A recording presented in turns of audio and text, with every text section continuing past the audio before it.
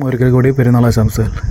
എല്ലാവരും ഭക്ഷണം കഴിച്ചിരിക്കാമെന്ന് വിചാരിക്കുന്നു. നമ്മൾ വൈകിട്ട് ഇവിടേക്ക് ഇറങ്ങി ഖലീഫ പാർക്ക് ജസ്റ്റ് പാർക്ക് വിസിറ്റ് ചെയ്ത് തിരിച്ച് നാട്ടിലേക്ക് പോകുന്ന ടൈമായി. ഡ്യൂട്ടി ഉണ്ട്. അപ്പോൾ അതുകൊണ്ട് എനിക്ക് എന്തായാലും തിരിച്ചു പോകണം. അപ്പോൾ നമ്മൾ ചെറിയ ഇവിടെ ചെറിയ പാർക്ക് മ്യൂസിയത്തിൻ്റെ ഖലീഫ പാർക്കിൽ.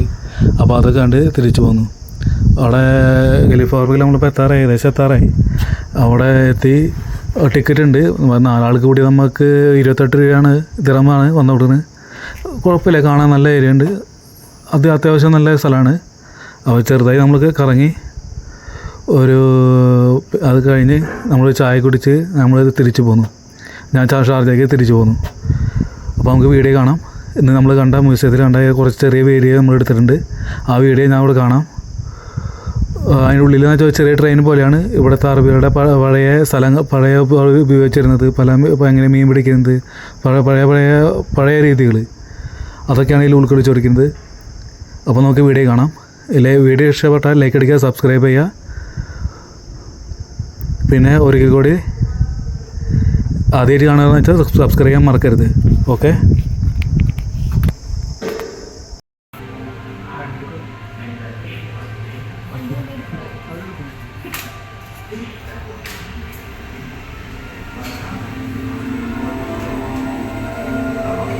The sea is in our blood. Our people have made a living along these shores for more than 7,000 years, gathering shellfish, catching fish, and diving for pearls. Our hearts beat to the rhythm of the sea. These waters contain a wealth of the finest fish, sea bream, tuna, and hammoud.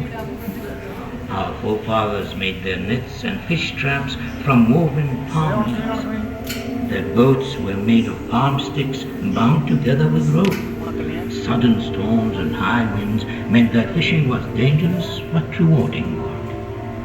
Fish that wasn't eaten immediately was hung up to dry or preserved and sold. Some of it we ate, and some we exchanged with traders for other things like tea and rice. Most of our homes were arish, made of date palm sticks and mats, although some were built with materials from the seashore, coral stone and lime cement. Their walls reflected the heat of the sun. Inside, the rooms stayed cooler in the midday heat.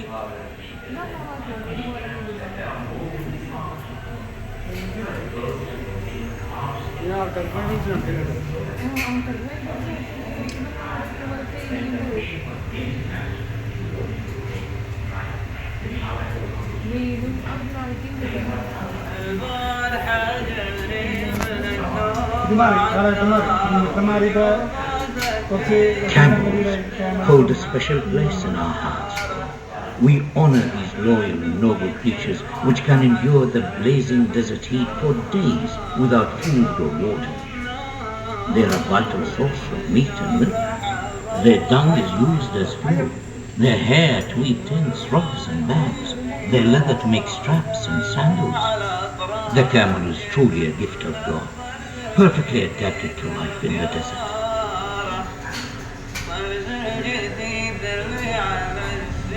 These camels have been loaded with dates, dried fish, household goods and food. They used to cover huge distances to reach the oases inland at Liwa and Al Ain, along roads that camels have traveled for generations. Camel trains carried wood, charcoal, food and fodder back and forth between the coast and the inland oases, bringing much needed supplies. They also transported whole families every year from the coast to the oases to escape the worst of the summer humidity.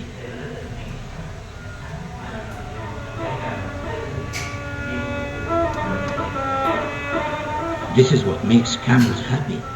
In the desert, they can smell water from many miles. This oasis is fed by cool underground springs and a network of barrages, man-made channels which bring water from the mountains. Here we produce dates, cereals, vegetables, fruit and fodder. It's a kind of paradise, cool and tranquil. At night, the birds settle in the safety of the trees, and you have to keep a watchful eye for the snakes and scorpions. The camel raising bedouins, were nomadic during the months of good grazing and would settle around oasis wells in the summer. Many would live in traditional desert tents made of woven cloth. These were furnished with rugs and divided into separate quarters for men and women. Here, in the food preparation area, women used cauldrons and bread-making pans to make the family meal. Next door, in the majlis, the men's quarters, the men would meet in the evening to talk and drink coffee.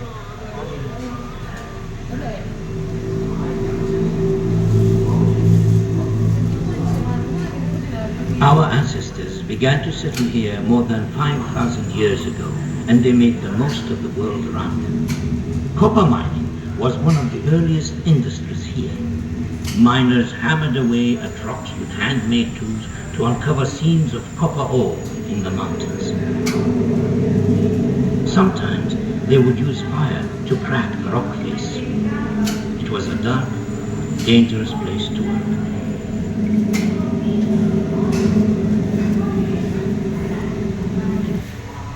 Once mined, the copper ore was heated to separate the copper from the ore, a process known as smelting. Molten liquid copper was poured into molds to make tools, weapons, and jewelry. Once the casts had cooled, they were hammered into shape.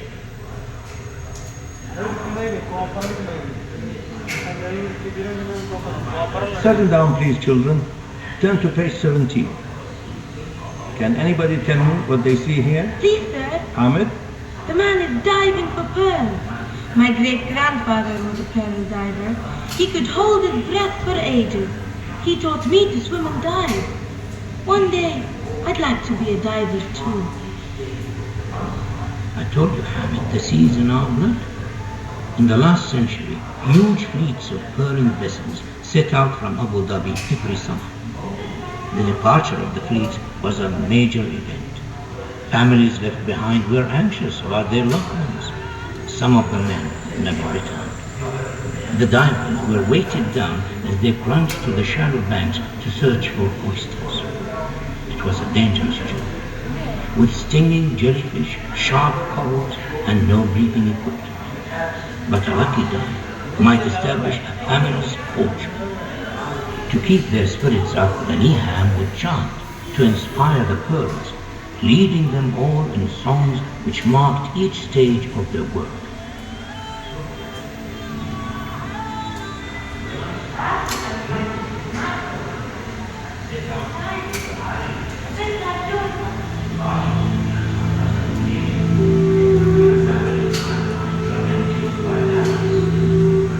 Since oil was discovered in the Emirates more than 40 years ago, Abu Dhabi has become one of the world's major oil producers.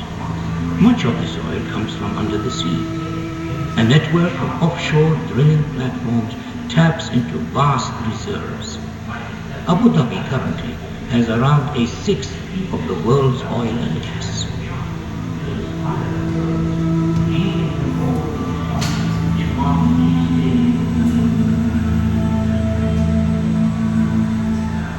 That's what I would like to be when I grow up, Grandfather. A diver. A bit like your father. The underwater pipelines are maintained by highly skilled commercial divers. They wear protective suits and dive to the seafloor to work on the pipes, moving through the murky waters amongst the fishes and creatures of the sea.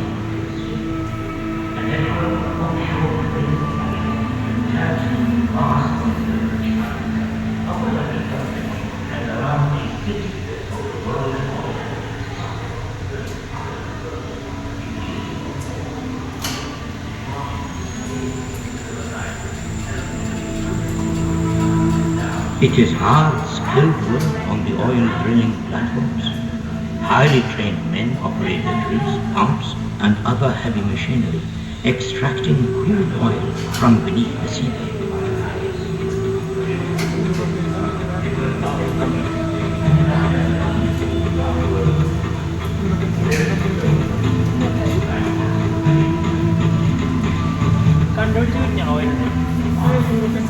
These futuristic structures are oil production facilities. Huge quantities of oil are produced every day at offshore and onshore production facilities. But even this modern industry was built using traditional skills. Pearl divers helped to lay the undersea pipes, and dhows kept fresh supplies coming in. Nowadays, massive tankers are needed to transport the oil and gas to the rest of the world.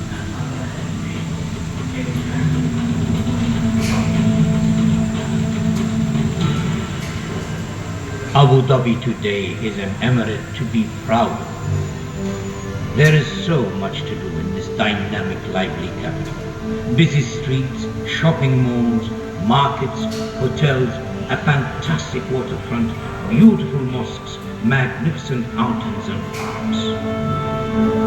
In little over a generation, Abu Dhabi has been transformed into one of the great trading and business centers of the world.